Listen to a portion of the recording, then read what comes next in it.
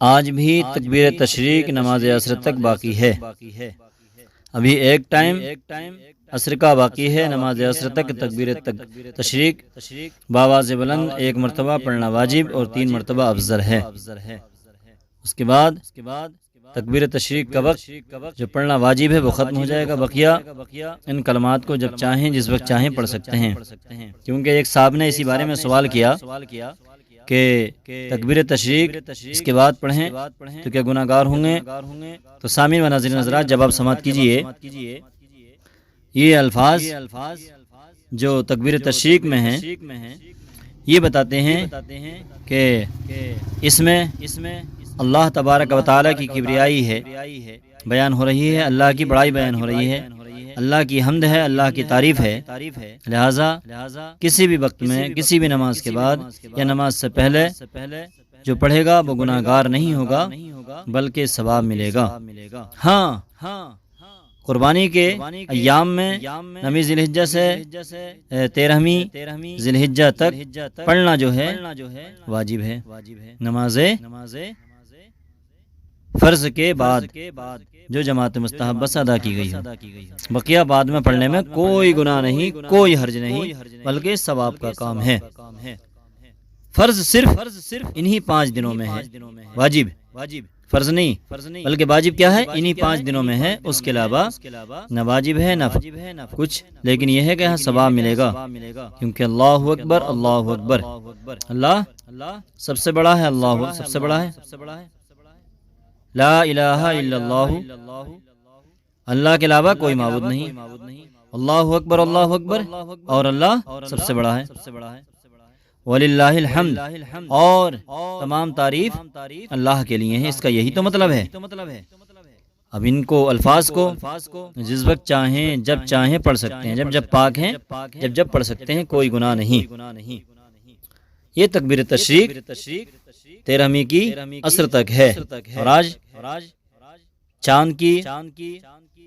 ذی الحجہ کی 13 تاریخ ہے، لہذا اس نماز میں پڑھی ہے۔ اس کے بعد یہ تکبیر تشریق کا جو واجب ہونا ہے وہ ختم ہو جائے گا۔ بقیہ آپ ثواب کی نیت سے جب چاہیں جس وقت چاہیں پڑھ سکتے ہیں، دل میں، نہ بلند آواز سے پڑھیں تو گناہ گار ہوں گے، اور آہستہ پڑھیں تب بھی گناہ گار نہیں ہوں گے۔ لہذا اب حجاج کرام پیارے آقا علیہ الصلوۃ والسلام کی بارگاہ میں حاضر ہوئے ہیں، اور وہ لوگ حج کے ارکان ادا کر رہے ہیں، ماشاءاللہ سے پہنچے ہوئے ہیں۔ آپ اور ہم دعا کریں کہ اللہ تعالی ہمیں اور آپ کو بلائے، اور ان حجاج کرام کے لیے دعا کریں جو وہاں پر پہنچے ہوئے ہیں کہ اللہ ان کے حج کو قبول فرمائے، اور ان کے صدقے میں ہم گناہ گاروں کو بھی حج بیت اللہ کی لازوال دولت سے مالا مال فرمائے، کیونکہ حج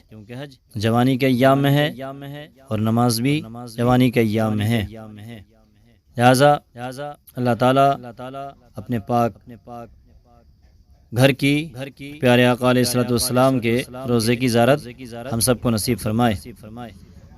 نماز پڑھیے، نماز کسی وقت میں معاف نہیں ہے، چاہے جوانی کے عالم میں ہو، چاہے بڑھاپے کے عالم میں ہو، کسی وقت میں بھی،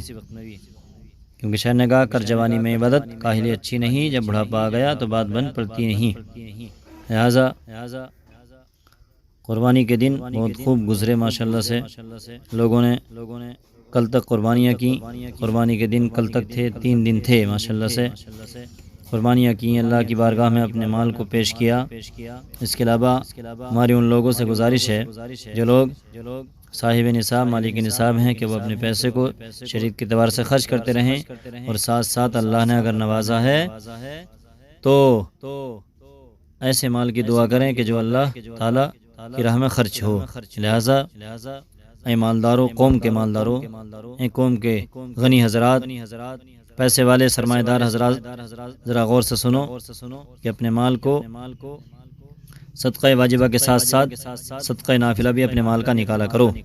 اور صدقہ نافلہ کا کوئی وقت نہیں، نہ دن نہ رات، نہ کوئی مہینہ، نہ کوئی ایام، لہٰذا دن میں بھی صدقہ نافلہ کر سکتے ہیں، رات میں بھی کر سکتے ہیں، چھوٹا بھی کر سکتا ہے، بڑا بھی کر سکتا ہے۔ اس لیے صدقہ نافلہ کیجئے اور قوم کی جو حالت ہے اس میں اصلاح پیدا کیجئے، کیونکہ غربت قوم کے اندر بہت زیادہ ہے، اور قوم کی بچیاں جو گھروں میں بغیر نکاح کے بیٹھی ہوئی ہیں ان کے نکاح کرائیے، ان کی شادیاں کرائیے، تاکہ برائیاں معاشرے سے ختم ہوں، اچھائیاں پیدا ہوں، کیونکہ آپ کے پاس مال ہے، اللہ نے مال دیا، محنت کی ہے آپ نے، تو اس مال کو راہ خدا میں خرچ کیجیے۔ اور یہ بھی ایک خرچ کرنے کا ایک طریقہ ہے کہ غریب بچیوں پر خرچ کیا جائے، ان کی شادیاں کرائی جائیں، ان کے نکاح کیے جائیں، 10-20 لاکھ سے نہیں بلکہ 50,000 سے 1 لاکھ سے غریب بچیوں کے نکاح کرائیے، کیونکہ جب آپ غریب بچیوں پر خرچ کریں گے، یتیموں پر، بیواؤں پر خرچ کریں گے، تو اللہ تبارک و تعالیٰ آپ کے اس خرچ شدہ مال میں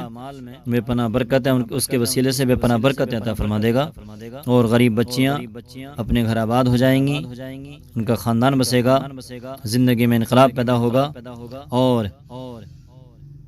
جو معاشرے میں برائی ہے وہ بھی ختم ہوگی، کیونکہ جب بچی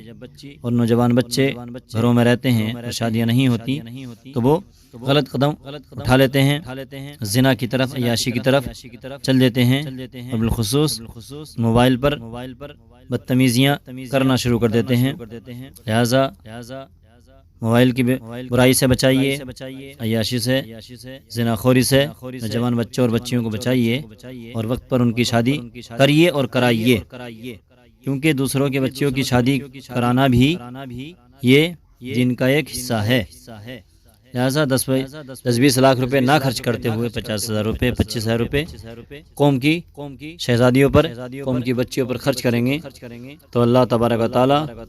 آپ کو دنیا میں بھی سرخرو عطا فرمائے گا، اور آخرت میں بھی سرخروئی اور کامیابی عطا فرمائے گا۔